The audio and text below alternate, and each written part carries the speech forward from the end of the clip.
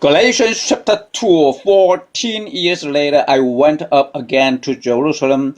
This time with Barnabas, I took Titus along. Also, I went in response to a revelation and set before them the gospel that I preach among the Gentiles.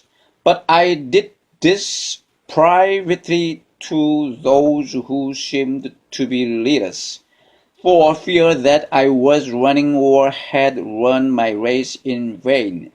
Yet not even Titus, who was with me, was compelled to be circumcised, even though he was a Greek.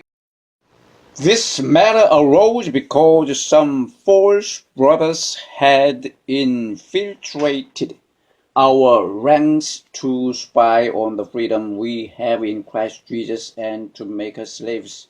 We did not give in to them for a moment, so that the truth of the gospel might remain with you. As for those who seemed to be important, whatever they were makes no difference to me. God does not judge by external appearance. Those men added nothing to my message. On the contrary, they saw that I had been entrusted with the task of preaching the gospel to the Gentiles, just as Peter had been to the Jews. For God, who was at work in the ministry of Peter as an apostle to the Jews, was also at work in my ministry as an apostle to the Gentiles.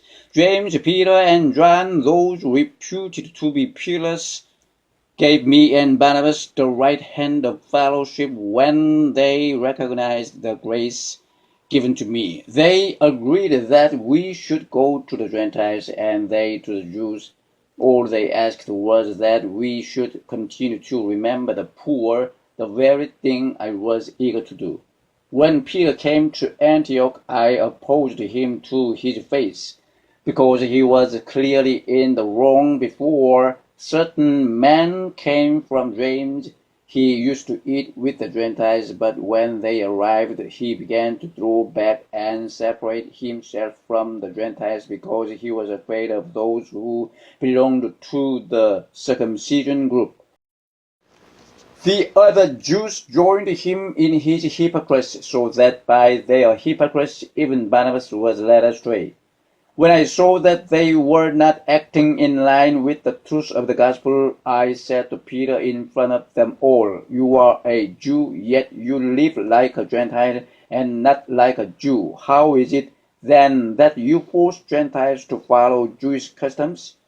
We who are Jews by birth and not Gentile sinners know that a man is not justified by observing the law, but by faith in Jesus Christ. So we too have put our faith in Christ Jesus, that we may be justified by faith in Christ and not by observing the law. Because by observing the law, no one will be justified. If while we seek to be justified in Christ, it becomes evident that we ourselves are sinners, does that mean that Christ promotes sin? Absolutely not. If I rebuild what I destroyed, I prove that I am a lawbreaker. For through the law I died to the law so that I might live for God. I have been crucified with Christ, and I no longer live, but Christ lives in me. The life I live in the body, I live by faith in the Son of God, who loved me and gave himself for me. I do not set aside the grace of God, for if righteousness could be gained through the law, Christ died for nothing.